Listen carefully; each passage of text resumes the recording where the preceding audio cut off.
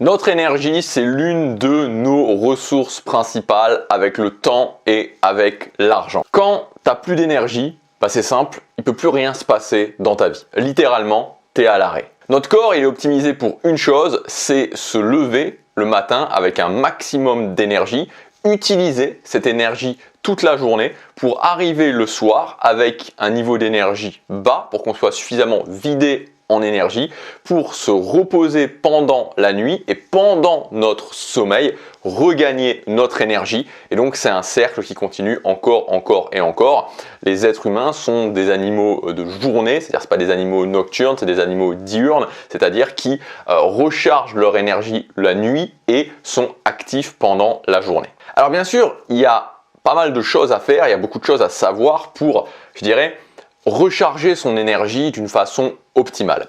Mais ce qui est aussi intéressant, c'est qu'il y a beaucoup de choses à savoir pour éviter de perdre son énergie, c'est-à-dire que on se fasse aspirer son énergie pendant la journée. Parce qu'évidemment, avoir de l'énergie, c'est deux choses, la recharger, et ça tout le monde le sait, en tout cas beaucoup de personnes le savent, la recharger d'une façon optimale pendant la nuit, mais aussi évidemment cette énergie qu'on a le matin, bien l'utiliser pendant la journée, l'utiliser d'une façon optimale pendant la journée. Et l'utiliser d'une façon optimale pendant la journée, ça veut aussi dire ne pas la perdre. Ou en tout cas, ne pas la perdre dans des choses qui sont inutiles. Et je ne sais pas si ça t'est déjà arrivé, alors je te donne un exemple, tu vois, mais peut-être que ça t'est déjà arrivé quelque chose comme ça, tu vois, où tu commences ta journée, tu te sens bien, peut-être que tu as déjà commencé à passer à l'action sur tes objectifs, tu as déjà commencé à faire des choses, peut-être que tu t'es levé le matin, que tu as commencé à lire un livre, par exemple, tu vois, un livre de développement personnel ou un livre inspirant, et puis tu reçois un coup de téléphone.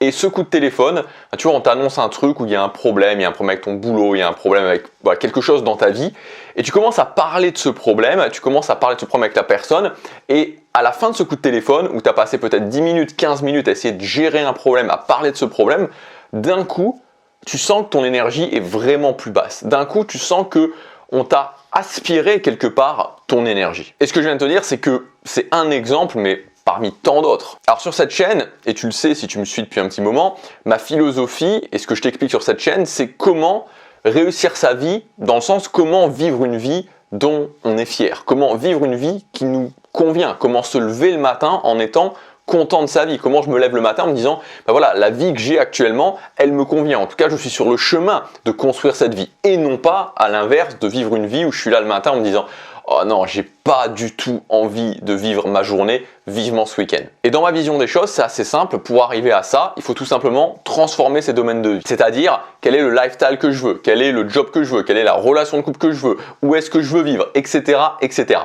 Et pour transformer ces domaines de vie, pour réussir petit à petit à transformer ces domaines de vie, il faut exploiter son quotidien. C'est l'accumulation de la journée d'aujourd'hui, ce que tu vas faire dans la journée d'aujourd'hui, plus la journée de demain, la journée d'après-demain, etc., etc., etc., pendant les 2, 5, 10 prochaines années, qui vont te permettre de construire la vie que tu veux, qui vont te permettre de transformer tes domaines de vie et donc d'être satisfait de ta vie. Et pour exploiter au maximum la journée d'aujourd'hui, celle de demain, celle d'après-demain, il faut faire attention à nos ressources, il faut notamment faire attention à notre énergie. Donc aujourd'hui dans cette vidéo, je voudrais axer cette vidéo sur une chose, c'est comment tu peux éviter les pompes à énergie. C'est quoi les choses qui vont te faire perdre ton énergie et comment tu peux les éliminer de ton quotidien. Donc on va voir ça dans cette vidéo. Avant, je te rappelle que si justement tu es sur ce chemin de créer la vie que tu veux, créer une vie qui va te rendre fier de toi, créer une vie qui va te rendre satisfait quand tu vas te lever le matin, tu peux accéder à ma ressource gratuite. En fait, c'est un ensemble, c'est un pack de ressources gratuites que j'ai appelé les outils du succès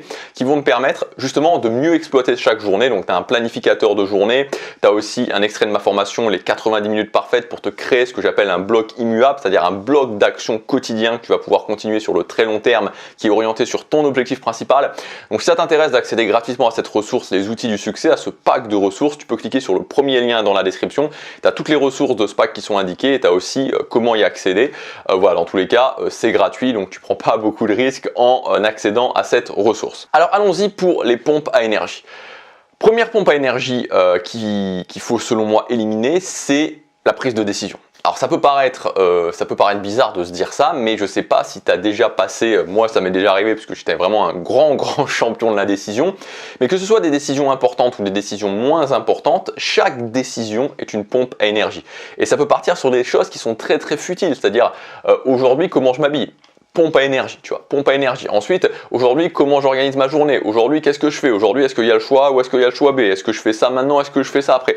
Toutes les décisions que tu dois prendre sont des choses qui vont te prendre de l'énergie. Donc ça, c'est vraiment une des choses auxquelles tu dois faire attention. Tu peux mettre en place ton propre système de prise de décision.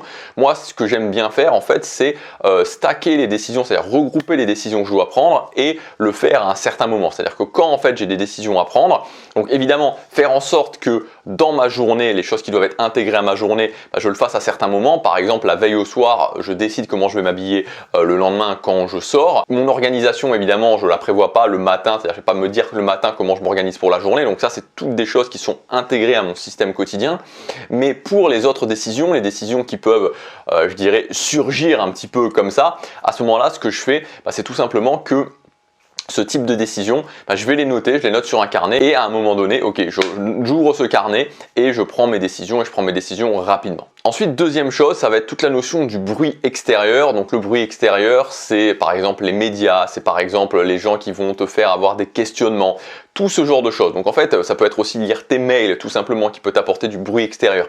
Donc en fait, l'idée, c'est d'essayer pour éviter, alors tu peux pas passer des journées entières à ne pas être connecté au bruit extérieur, notamment si c'est un job classique, si c'est un job par exemple de salarié, tu vois, il y a un moment donné où tu vas être obligé de te connecter au bruit extérieur parce que tu vas avoir par exemple tes collègues de boulot qui vont te parler des news, etc. Mais en fait, il faut que tu essaies de faire vraiment au minimum, il faut que tu essaies toi de te dire, ok, je me connecte au bruit extérieur le plus tard possible. En fait, c'est ça vraiment la meilleure chose à faire et d'essayer d'avoir des matinées ou des débuts de journée où tu n'es vraiment pas connecté au bruit extérieur. C'est-à-dire que ce qui est à bannir, c'est vraiment, tu vois, je me lève le matin, je vais directement ouvrir mes mails, ou je me lève le matin, je vais directement allumer la radio ou commencer à regarder les news, parce qu'en fait, toutes ces choses-là, ça te prend ton énergie. En fait, tu vois, c'est tout simplement ça. Moi, j'ai pas, en fait.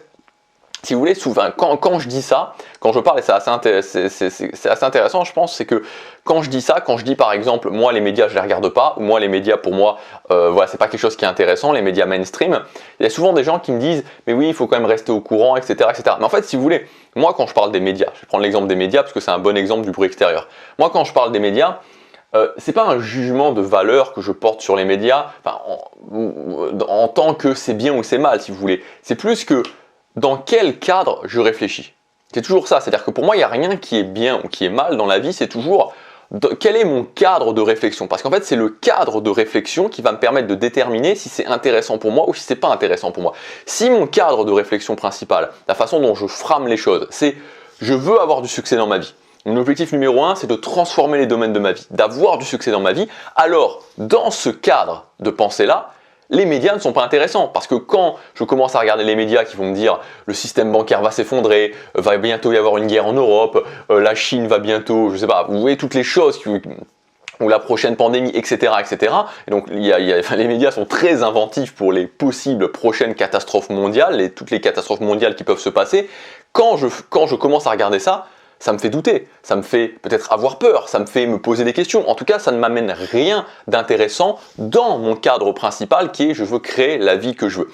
Donc, c'est pas la question que les médias ça soit bien, que les médias ça soit pas bien, ou n'importe quoi d'autre dans votre vie, ou n'importe quel type de bruit extérieur dans votre vie, ou d'avoir un cercle social avec des gens qui vous font douter. C'est plus la question de vous poser, c'est plus de vous dire quel est le cadre de pensée dans lequel je réfléchis. Et pour moi, dans le cadre de pensée, ce dont je vous parle sur cette chaîne, de créer la vie qu'on veut et d'être le plus efficient possible pour créer la vie qu'on veut, c'est pas intéressant de regarder les médias, c'est pas intéressant de se connecter dès le début de la journée au bruit extérieur. Troisième chose qui va te prendre de l'énergie, c'est tout simplement le fait de voir les problèmes, de voir tes difficultés du quotidien, de voir toutes les choses qui peuvent se passer au quotidien sous l'angle sous lequel tu n'as pas le contrôle. Moi j'appelle ça le framing de contrôle, donc là aussi c'est une question de cadre de pensée, c'est pour ça que cette notion de frame, de cadre, elle est toujours très importante.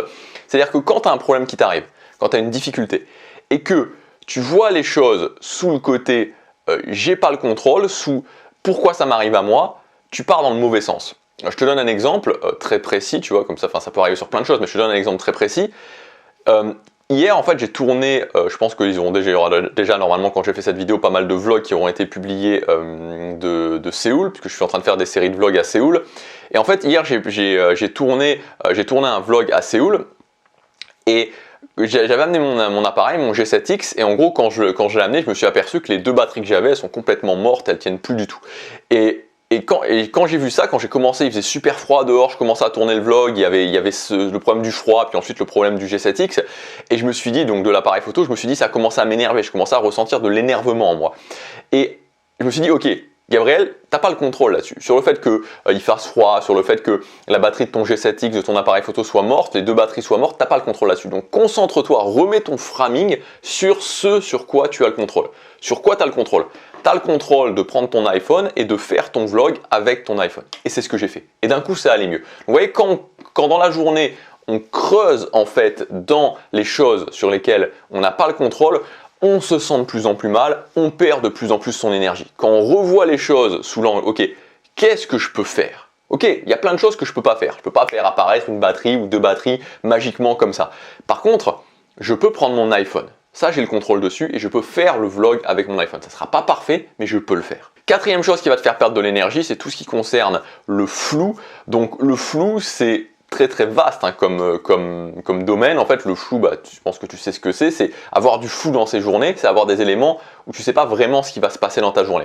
Donc typiquement, la meilleure chose, ça va te faire perdre de l'énergie. Ça va te faire perdre de l'énergie, ça va te faire perdre de l'efficacité, ça va te faire perdre d'une façon générale le fait que tu puisses vraiment exploiter ta journée.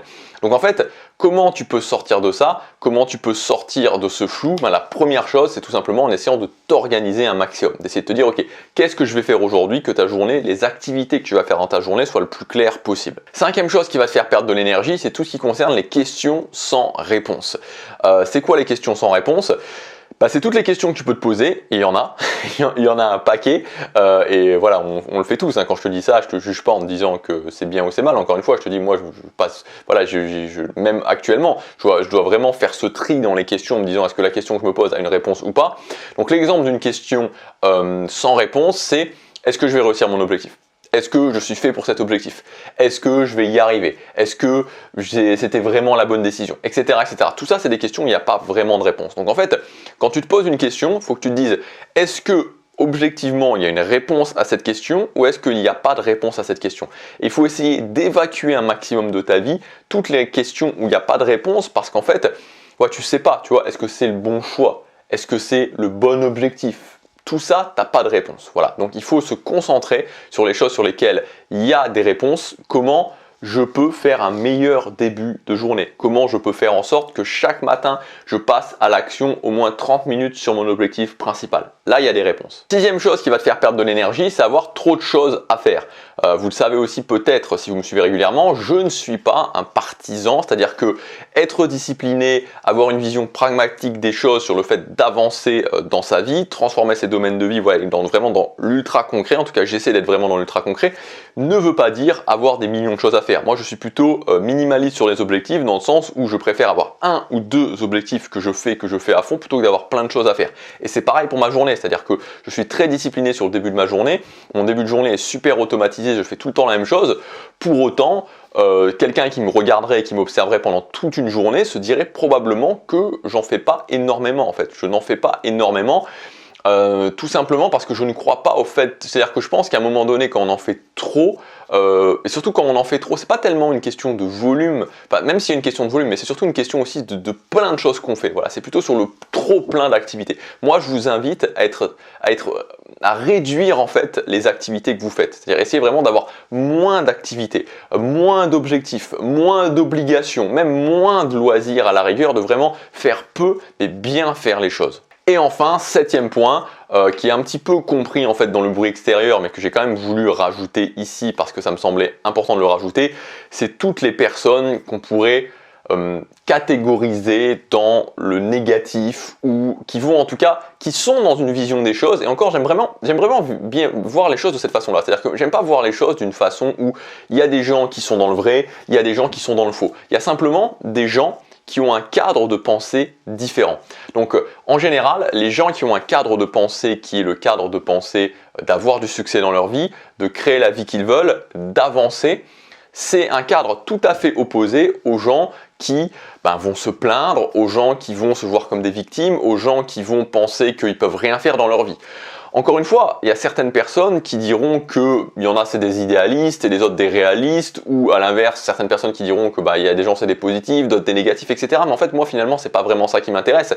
Ce qui m'intéresse, encore une fois, c'est toujours de me dire dans quel cadre de pensée moi je suis. Je suis dans le cadre de pensée de créer la vie que je veux. Donc si je suis dans le cadre de pensée de créer la vie que je veux, et j'avance au quotidien vers le fait de créer la vie que je veux, c'est pas intéressant pour moi d'avoir des gens qui sont derrière moi, vous voyez, qui essaient de me tirer dans le sens contraire. C'est pas intéressant pour moi, c'est pas intéressant quand je suis en train de faire une course de m'attacher 6 ou 7 boulets aux pieds de 5 kilos chacun qui vont me ralentir.